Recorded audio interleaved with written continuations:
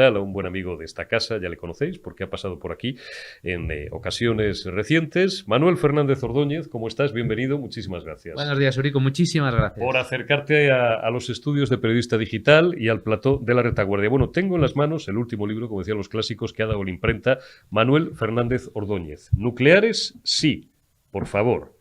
El título, como diría un clásico, no puede ser más apropiado. Bueno, Manuel Fernández Ordóñez, por si acaso os lo recuerdo, para quienes no le conozcáis todavía, que no creo que quede alguien en este país que no lo haga, es licenciado en Física de Partículas por la Universidad de Santiago, obtuvo también por la misma universidad el título de doctor en Física Nuclear con una tesis en el campo de la dinámica nuclear relativista y cuenta también con máster en Marketing Digital por la EAE Business School. Compagina su trabajo con su vocación auténtica, que es la divulgación y la,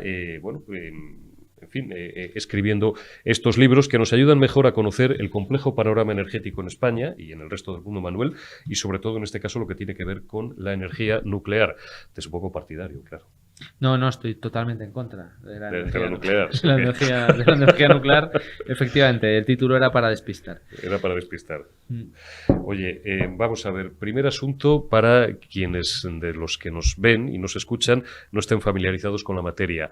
La dicotomía no es entre, que ahora está muy de moda, energía nuclear, que en opinión de mucha gente todavía que vive de esos tópicos de la izquierda de hace 30 o 40 años es una energía contaminante, es una energía tal, no sé qué, o las energías renovables que son limpias, maravillosas y tal. Tú demuestras en este tratado, como llevas haciendo desde hace muchos años, que la energía nuclear ahora mismo es la más barata, la más limpia y la que más potencial además energético, valga la redundancia, tiene. Exacto, sí, no se trata de esa falsa dicotomía que están postulando algunos, ¿no?, para seguir viviendo este debate de renovables o nucleares. Esa es una dicotomía que no es real y no responde a las necesidades reales de los sistemas energéticos. De lo que estamos hablando aquí es de renovables, sí, todas las que podamos y más, pero aún así no nos van a alcanzar ante el enorme reto que tenemos delante, ¿no? Por tanto, el debate es qué tecnología energética vamos a utilizar para dar respaldo a esas energías renovables que son intermitentes y que a veces no están para abastecer la demanda.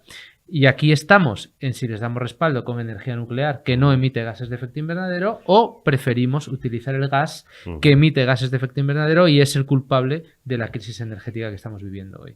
Porque hay otra energía también, no olvidemos la hidráulica, pero España, que tiene agua y tiene ríos, pero claro, ya nos gustaría, te he escuchado en alguna ocasión, ser Noruega, por ejemplo, ¿no? Que tienen el agua por castigo y además unas desigualdades orográficas que potencian ese tipo de energía. Aquí llegamos hasta donde llegamos, es como el sol, claro, tenemos mucho sol, pero con todo y con eso no llegamos.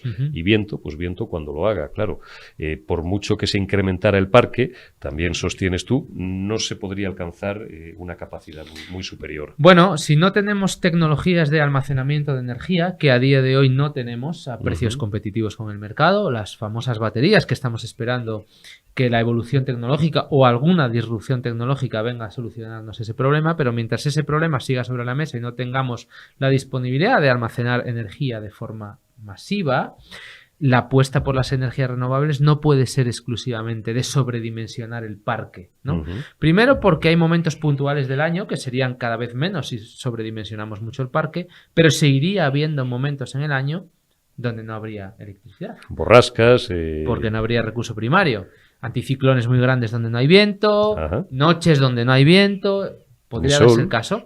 Entonces, si preguntamos a la opinión pública, es indudable que nadie va a estar de acuerdo con no tener electricidad en X momentos al año. Si hacemos la pregunta, ¿y usted está dispuesto a no tener electricidad X momentos al año? No. La respuesta es automáticamente no. De hecho, la clase política nos vende el relato, nos lleva vendiendo mucho tiempo el relato de que la máxima preocupación del mundo occidental es el cambio climático, algo que es total y absolutamente falso. De hecho, hay muchas encuestas hechas. Hay una que yo menciono normalmente, que también menciona Schellenberger en su libro, que es una encuesta que hizo Associated Press con la Universidad de Chicago, y le preguntaron a los norteamericanos, decía, ¿estaría usted dispuesto a gastarse dinero por el cambio climático? Decía, bueno, el 43% directamente dijo que no. O sea, la mitad de la población americana casi no está dispuesta a gastarse ni un dólar en políticas climáticas.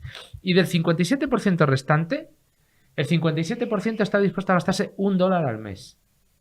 $1 al mes. Como dicen los americanos, wow, El $1 al mes. El 23% estaba dispuesto a gastarse $40 al mes.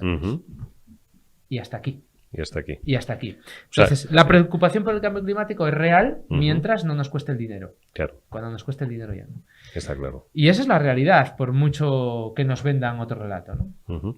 ¿Por qué la energía nuclear, Manuel, es la más barata y la más limpia de las posibles? Bueno, la energía nuclear que tenemos ahora mismo en operación en España, las centrales nucleares que tenemos ahora mismo, son la forma más barata de producir electricidad, porque sus costes de producción están sensiblemente por debajo de los precios que arroja el mercado mayorista.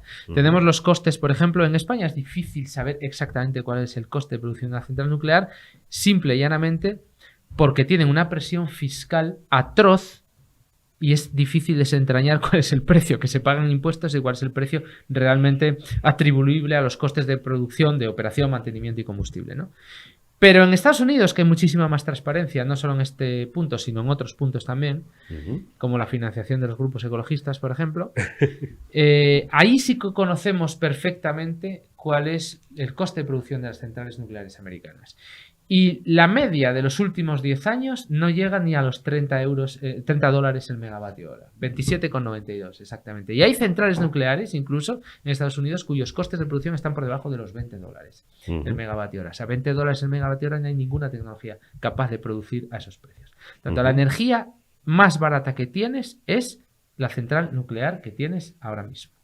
Si te entiendo bien, los americanos lo hacen muy barato porque, claro, a diferencia de Europa, no tienen esa carga fiscal, insistimos en ello, sobredimensionada. Exacto. Lo cual hace difícil medir el coste en Europa también. Es difícil medirlo porque los costes de operación, mantenimiento y combustible tienen que ser muy similares a los de las plantas americanas, muy similares del orden, variarán unos puntos porcentuales, pero claro, es que aquí tenemos una serie de impuestos a las centrales nucleares que pueden incluso alcanzar el doble.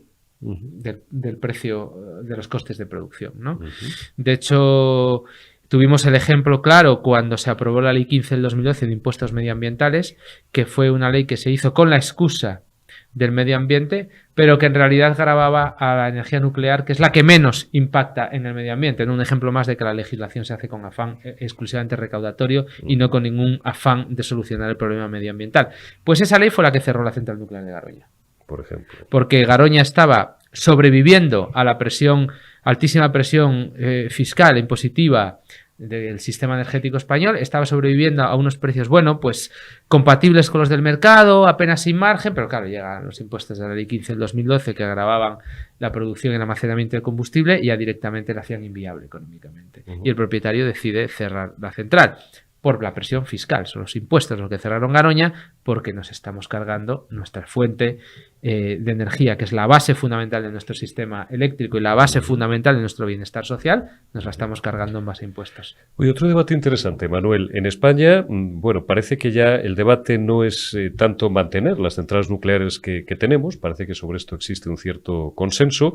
No en el gobierno. No en el gobierno. Todavía. Claro, no, hablo de la sociedad. Pero desde luego, en lo que no hay ningún tipo de consenso es a la hora de plantearnos el construir nuevas centrales nucleares. No, claro que no. No, porque la inseguridad jurídica en el sector energético en España y en el resto de sectores, pero particularmente en el energético, es manifiestamente mejorable, ¿no?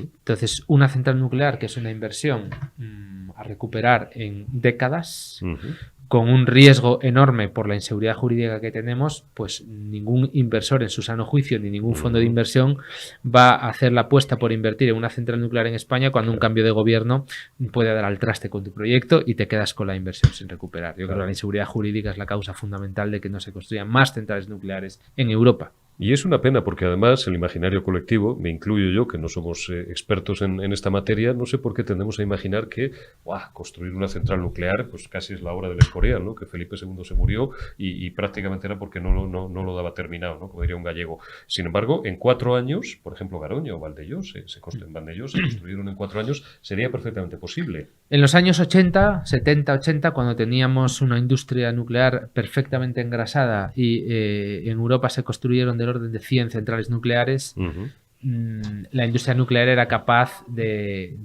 con el dinamismo que tenía, era capaz de construir centrales nucleares en muy poco tiempo. Efectivamente, Garoña, Vandellós 2 se construyeron en unos plazos entre 4 y 5 años, ¿no? Pero muchísimas más. Yo ayer hablaba con Rayo y le ponía el ejemplo de Olkiluoto 3. Olkiluoto 3, que es la central nuclear finlandesa, que los ecologistas ponen como buque insignia para atacar a la energía nuclear por los sobrecostes y sobre todo por los retrasos en los plazos, que se ha construido aproximadamente, yo creo recordar que unos 13, 14 años, no recuerdo exactamente, pero de ese orden, 14 años aproximadamente. Olkiluoto 3, Olkiluoto 2, que está en el mismo lado, en el mismo emplazamiento, se construyó en 4 años. 4 años. Por tanto, sí, si hubiera voluntad política, si no hubiera inseguridad jurídica y si realmente el objetivo fuera reducir las emisiones y no el implantar una agenda política decrecentista, que es en lo que estamos realmente, si de verdad hubiera voluntad por reducir las emisiones y se apostara por la energía nuclear, podríamos volver a desarrollar las cadenas de suministro y toda la cadena nuclear en Europa y volver a construir centrales en 5 años. En otros países como Francia o Alemania lo han tenido claro. Bueno, apuestan por la energía nuclear. Francia, desde luego, va a extender la vida de sus centrales nucleares. El otro día el Senado dio los primeros pasos para ello y el primer ministro ha hecho una apuesta clarísima por la construcción de nuevos reactores. Alemania lleva haciendo el ridículo energético los últimos 15 años. Al final ha cerrado todas sus centrales nucleares menos 3, que tenía que haber cerrado el 31 de diciembre del año pasado. Ya el Partido Verde, que además de la afición a derribar pueblos para extender minas de carbón, pues ha tenido que envainar el sable y extender la vida de los reactores nucleares al menos hasta que pase este invierno, porque si no la situación energética en Alemania era insostenible por su dependencia de los combustibles fósiles, sobre todo del sátrapa de Moscú. Y al final lo que tenemos es la realidad, y ahí tenemos al Partido Verde finlandés apoyando la energía nuclear sin cortapisas, tanto en Finlandia como en Europa. Tenemos a Suecia dando marcha atrás y extendiendo la vida de sus reactores nucleares, y tenemos a los principales países del mundo construyendo centrales nucleares. Hablo de Estados Unidos, hablo de China, hablo de la India, hablo de Rusia, hablo de Japón.